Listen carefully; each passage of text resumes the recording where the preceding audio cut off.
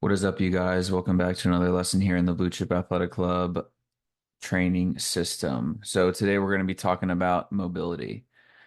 All right, so we're going to go back to where it all started and talk about a little bit about my life story here with the immobile athlete that you see in front of you. So when I was in college, I went from being 150 pounds to 190 pounds over the course of a couple years.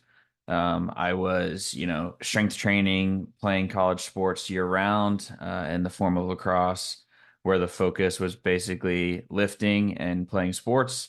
We didn't really have any amount of joint or mobility training incorporated into our programs. We didn't have great rest because I was taking 20 to 22 credits per semester as a mechanical engineering major.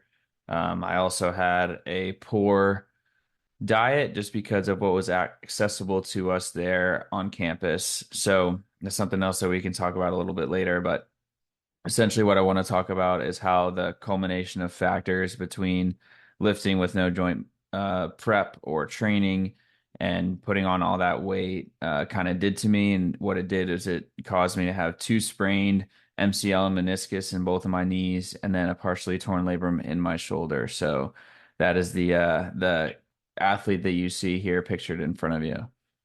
So what I want to kind of stress and emphasize is gaining muscle and not improving your joint mobility or flexibility will eventually get you hurt. And I say will eventually get you hurt because it may not be today, it may not be tomorrow, but it might be something that happens down the line. The unfortunate reality is that your joints are typically the first things to quote unquote go as we age. And the reason for that is because as you age, you become more sedentary.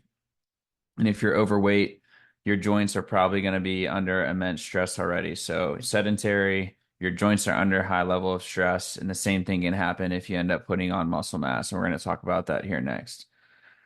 So picture this. We've got two kind of photos here. Let's say this is your body now.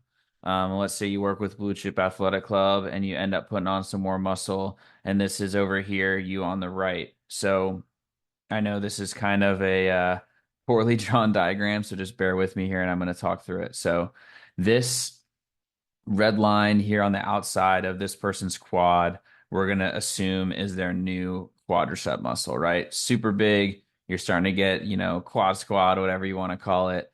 As you're getting into the program, you're starting to, start feel yourself, however that kind of looks for you. And then on this side is going to be our hamstring here that's going to connect right under the knee.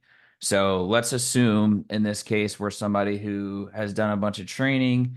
You've been, squatting or you were quad dominant in the way that we're moving. And for some reason, this muscle has built up more than your hamstring. Maybe your hamstring is only a little bit bigger, or maybe it's not bigger at all based on our movements and the way that we've kind of shared the load throughout the program. Well, when that happens, this muscle is now going to have more tension here at its attachment point. So this arrow here is going to be pulling more tension this way, which what happens in your knee when that happens is your knee is now forced over into the crevice a little bit more where the knee kind of meets um, the lower part of the leg. So now what you're doing is you're stressing your body and your joints as well as your bones more because of this muscular change. So again, your body's used to this here on the left. Over here on the right, you're putting it into a condition that is not used to, and your joints will likely end up being sore or hurt, or you may end up hurting something more severely because of that. So here's another good scenario for you. So you may not be this soccer player here, but I think it's a nice photo to kind of show the forces that could act upon our knee. So your situation could be super similar to this. So let's imagine for a second that we went to the gym and we put on 10 pounds of muscle, or we've been sedentary for a number of years and we put 10 pounds of body fat on. So we were this guy here. And then we decided, hey, we're not going to go to the gym for a while, or we're, putting on a lot of muscle and now we're 10 pounds heavier. Let's say you're out and you're kicking a soccer ball with some kids, whether they're your own or a friend's kids or a family friend or just some random kid at the park. And you make a cut in the ground on a joint that used to be comfortable at whatever X amount of weight was, fill in the blank for whatever you are. but now you're X plus 10. So you're 10 pounds heavier. What happens to this knee? This knee here that's taking all that force and making that cutting motion. If you're lucky, nothing will happen. But what could happen is a non-contact, pretty major injury there in your knee because of all the stress that your body is under. So what I want to stress is that something as simple as going out and playing, and obviously we're not professional athletes here, but going out and playing in a, sport outside or just doing something as small as kicking a soccer ball with the neighbor's kids, you could end up putting yourself into a bad spot and end up hurting yourself moving forward. So what does it look like to keep your joints mobile so you can reduce the risk of injury? Well, sometimes it may look like this. What I want to kind of stress and emphasize is that mobility training in that of itself is super, super hard. If you're doing it correctly, you're placing your joints in your body into positions it's not used to. You're testing end ranges of motion and micro movements that are unfamiliar. At the end of the day, what I want to really stress and emphasize throughout this program is that you're going to have to meet yourself where you are.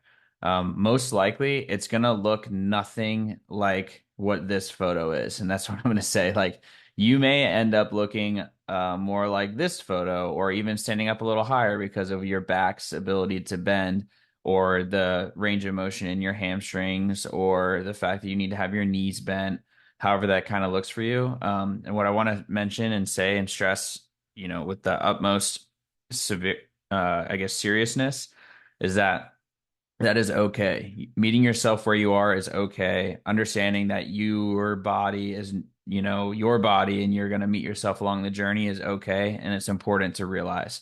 So what you'll see over time is that as you start to work on it, as you start to progress, you can end up improving your range of motion, reducing your chronic pain, and reducing your risk of injury over time. So yeah, sure, Blaze, that sounds really great. But what's the catch? Well, the catch is that mobility training, especially not right away, is incredibly not flashy. So for the most part, you're not going to look like that guy doing the Jefferson curl. You're going to be looking like somebody who's a little bit lost in the sauce. And because of that, you might feel a little weird in the gym doing some of these movements. It may seem unfamiliar to you. You may think it makes no sense at first, and you may watch a demo video and think like, there's no way I'll ever be able to do that.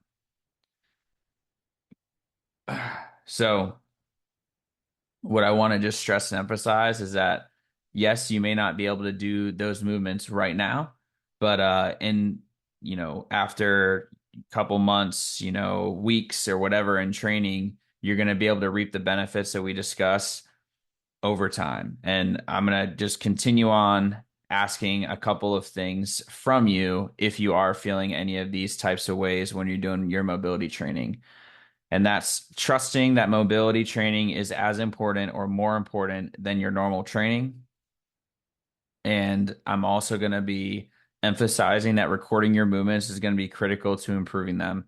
So recording your movements is going to give you a little bit of feedback. It's going to get you to train within your body. It's going to get you to understand, hey, my body is put in this position. This is what I feel like it should look like versus what it actually looks like. And then you're able to make adjustments over time. The third thing I'm asking from you is that asking for modifications when and if they're needed is okay. We can always regress mobility movements to meet you where you are. So what that means is if I record a movement or place something in your program and you're like, there's no way I can do that as it's depicted, make sure you communicate that to your coach. Make sure you communicate that to who's working with you. That way, we're able to change, regress the movement, or we can even record a brand new one or substitute if we need to if we're that far away. So what I want to emphasize is, again, this mobility training is super important. Record your movements so that you can find ways to improve. And then also your coach can give a lot of input there, and then asking for modifications if they're needed, as well as ways that you can, maybe you can have a squat rack in front of you as support, or maybe you can have a chair at your house while you're doing the movement pattern in a certain spot that makes it a little bit easier for you. We can definitely find those types of things throughout the program. So that's all I have for you guys. Let us know if you have any questions here at Blue Chip Athletic Club, and we'll see you guys in the next training video later.